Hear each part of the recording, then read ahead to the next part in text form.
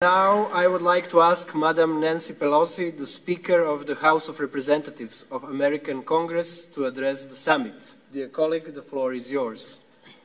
Thank you very much, Mr. Speaker. I thank you, and I thank the distinguished Prime Minister for hosting us here, the invitation to come together to show our support and our strength for the courage that we see demonstrated by the people of Ukraine. Thank you to President Zelensky and Speaker of the Rada, Stepanchuk, for convening this essential summit and for doing so in a way that, as President Zelensky said, is a call to action, a statement of values, a demonstration of courage, something that makes us all very proud to participate. Let me express the admiration of the Congress shared by the world's parliaments, clearly many here, for the courage of President Zelensky and the Speaker of the Rada, for your courage, Mr. Speaker, as you serve the Ukrainian people in extraordinary times, conducting the work of your Rada in a very dangerous situation. Thanks also to our host, to Croatian Prime Minister Plenković. Thank you so much for your beautiful words this morning, and to the Speaker, Jan Drokovic. Both of you spoke about your experience of your own country, your relationship with Ukraine, and using that relationship, that experience, to advance peace, democracy, and pretty soon. At a meeting with Speaker Stepanchuk at the G7 summit in Germany under the leadership of President Bas, we spoke of the power of unity in the fight to support Ukraine and hold Russia accountable, especially the unity of the world's parliaments to do so. When Speaker Stepanchuk and President Zelensky extended an invitation to this parliamentary summit, I know we all had to say yes, and I was certain that America had to be here. Now it is an honor to represent the United States Congress at the First Parliamentary Summit of the International Crimea Platform. I'm pleased to do so with Congressman Jerry Connolly, a respected leader on the Foreign Affairs Committee in the Congress, but he was invited separately as the president of the NATO Parliamentary Assembly. You'll be hearing from him. We're very proud that NATO elected an American the head of the summit, of the Assembly. We join our G7, NATO, European, and other global partners in an unmistakable statement of the free world's unity that we stand with Ukraine. This platform was established to bring about the end of Russia's occupation of Crimea and to restore control of Ukraine over the territory in full accordance with international law. Crimea is Ukraine. And some of us heard directly from activists last night, thank you, Mr. Stepanchuk, for making that possible, the situation in Crimea, particularly Russia's abuse of human rights, grows worse.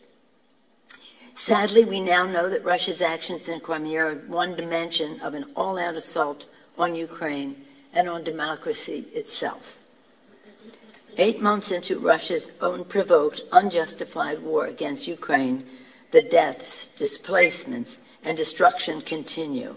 In the last 2 weeks alone, Putin has launched a further campaign of horror, unleashing swarms of drones against cities visible from the streets, designed to terrify and to kill. The Congress condemns the actions of Iran in supplying these kamikaze drones. Putin is also targeting and destroying Ukraine's power stations, seeking to deprive Ukrainians of heat and power as winter approaches. Using rape, kidnapping, and other atrocities, kidnapping of children as a weapon of war, is outside the circle of civilized human behavior. Attacking civilian infrastructure is a war crime. Putin's latest tactic is to escalate a war that he began and that he is losing.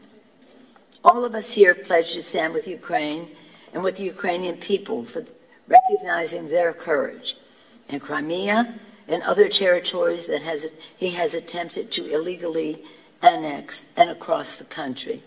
until victory is won. And that is what we will do, until victory is won.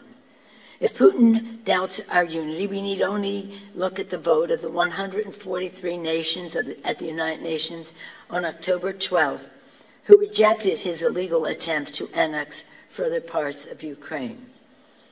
The international community's solidarity has been vital to Ukraine's fight, and it will even be more so as winter approaches.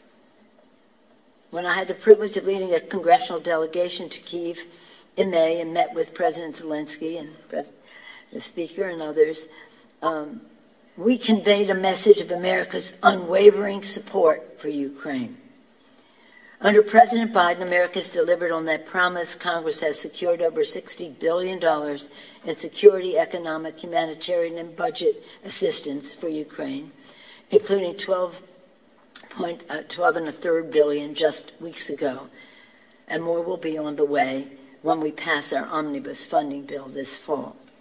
It's been a key priority to ensure that the United States is responsive to the specific needs and requests made by Ukraine for additional weapon systems, including the Mylars, among other things.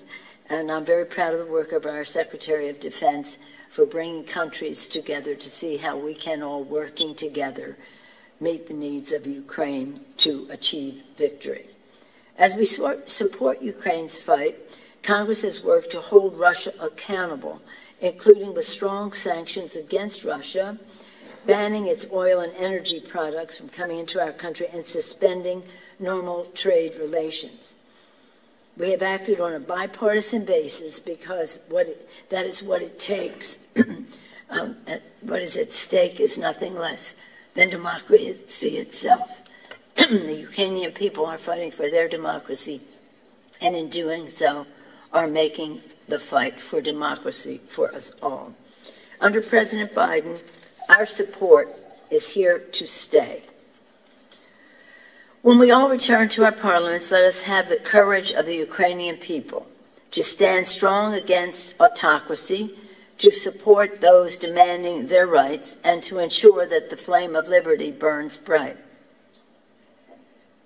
Let us be inspired by the paintings, the drawings of the children.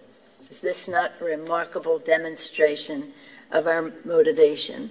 Let us be inspired by the beauty of the children's picture and to build a future worthy of their aspirations, a peaceful one. Now I look forward to continuing this conversation on how best to, as you said, Mr. Speaker, establish a vision of support for Ukraine and we all defend democracy, and until victory is won. Thank you for the honor of being with you today. Thank you so much.